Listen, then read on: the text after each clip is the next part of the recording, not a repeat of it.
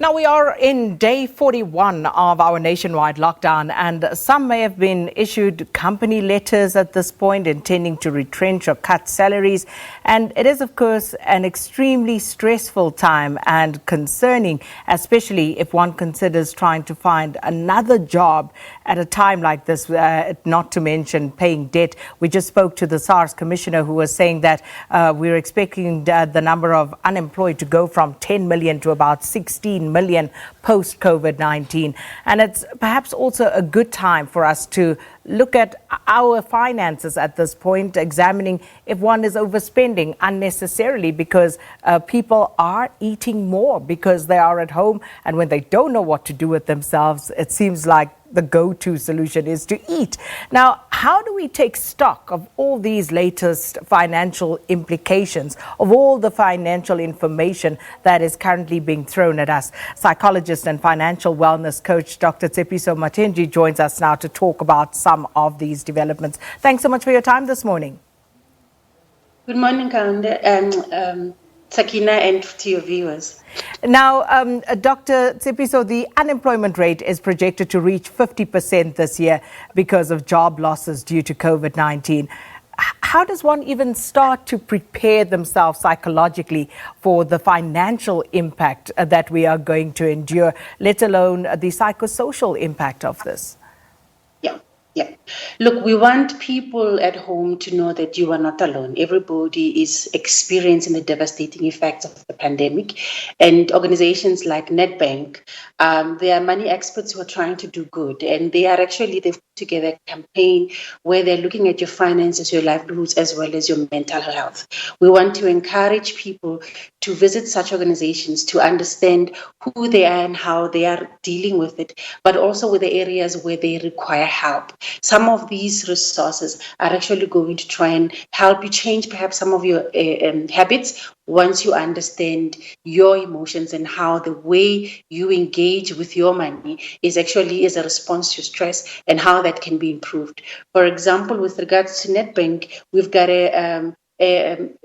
we've put together through their campaign a quiz that people can take that will allow you to know your money archetype. And that allows you to understand how your emotions influence your spending habits, but also what your strengths and your weaknesses in terms of your money archetype is. Once you understand that, you can begin to understand the impact on you psychosocially, but also where you can go to get assistance in terms of circumventing those areas of weaknesses that you have in your life. So one of those things is to take the money quiz on the Nedbank Money Secrets website, and that will make you understand at least how your emotions influence your spending. You know, Dr. Tshepiso, at the best of times, we're not good when it comes to talking and facing the reality around our relationship with money as South Africans. And at a time like this, one would imagine that those bad behaviors are exacerbated and our fears are also heightened because of the uncertainty that this COVID-19 pandemic has brought about. Yes. One of the things that we are aware of as psychologists and I think in other mental health care professionals is that because of the fear and the uncertainty, it's triggered a lot of emotions, fear, anxiety, even depression, as well as the restriction on our movements has also impacted people psychosocially. The concern is that it could lead consumers to making poor financial decisions.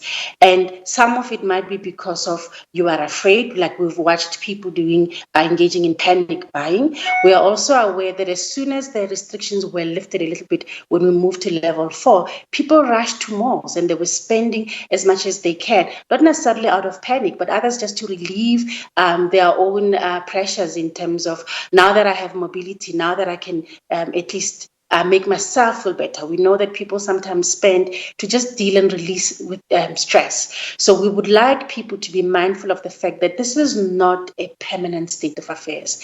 Therefore, when you are making financial decisions, be aware of how those emotions that you have could be leading you to taking or making poor financial decisions, making you to spend irresponsibly, perhaps looking at instant need gratification without an awareness of the long-term impact impact of what you're doing. But also some of the habits that we have that are poor, that might be as a result of the stress of the lockdown and the pandemic on ourselves, could be that when we are dealing with our own daily issues, remember that you are locked out with your own family members at home, you're triggering each other's. Some of the things that you may be struggling with might mean that you are not having the correct coping strategies as an individual to deal with the stresses. And some of it might be long-standing things throughout your life that might have been triggered earlier in terms of the way you are brought up, in terms of the dynamics in your home, in your family, but also in terms of your own personal attributes. Understand those so that you actually increase your level of control.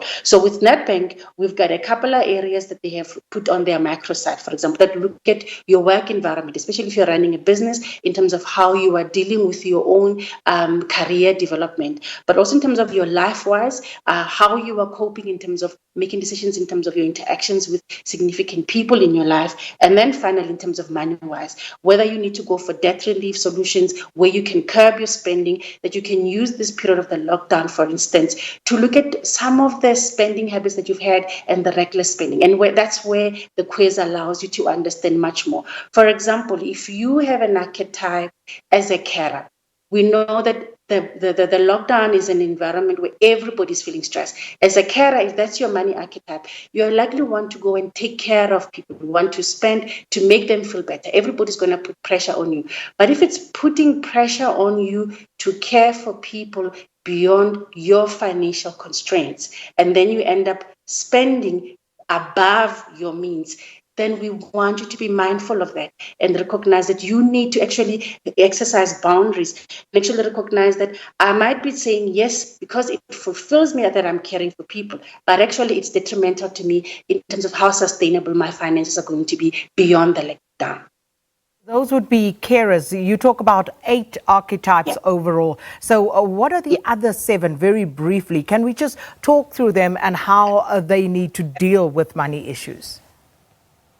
Okay, so if people want more information, they can go to the Nedbank YouTube where we go into the vlogs and actually give them more tips. So I might not be able to go through all of the 8 right now, but let's take one example that might have felt a bit of relief, I guess, in terms of the lockdown because movements are restricted. Think about somebody who's the big shot. A big shot is somebody who finds fulfillment by spending money. And lately, they find the validation and recognition by spending on other people, and that affirmation and recognition that they get from other people saying, wow, appreciating their gifts and everything that they're spending might make them feel good. But here's the thing about the big shot, and other people might recognize the big shot. Colloquially, we call them moreki, right? Because you are not able to socialize, you're not able to go to the clubs, you're not able to spend money as freely as you would like on alcohol, on drinks, on expensive and extravagant gifts. The big shot might be finding this lockdown as very scary because for them, the sense of worth is in spending money and getting that approval and recognition from other people. So this lockdown is actually restricting your spending. Use this time to reflect the fact that your worth is actually not fulfilled in a sustainable way by getting people's approval. You being a big shot in other people's eyes, while it might show them that you're successful, if it is you spending above your means, it's not sustainable, it's actually not healthy. Because as a big shot, there's an emptiness inside that you have, and you want to fulfill it by getting people's approval because you're spending for them. It's almost as if you're buying affection. And if you unpack all of that, you understand that there's a deeper void in this person. And it's actually now an opportunity for you to go and speak to a mental health care professional to understand what's underlying your spending and actually try to address that. So the other one that I want to speak about, for example, is a person who is a risker, who makes very risky financial decisions. And for them, they get the thrill out of the unknown. The fact that when they are spending, when they're making decisions, they might get involved in pyramid schemes and quick, get rich quick money schemes. But as a risker, you can win big, but you can also lose very big. And if that's the case, this lockdown might have sort of restricted you, and then you might want to feel that you want the thrill of spending. Actually use this time to also reflect as well that risking some of those risks are actually not healthy for you. And if that's you and you can't even curb your behavior in spite of knowing the negative consequences, perhaps you are talking about a compulsion and maybe even a level of addiction. Because if you are addicted to spending just to chase the thrill, and the consequences that might be negative from you spending as the risker do not even stop you, the negative impact on your loved ones and on you and on your financial sustainability, if that is not even stopping you from taking risky decisions, then you might need to speak to a professional because you might be struggling with addiction.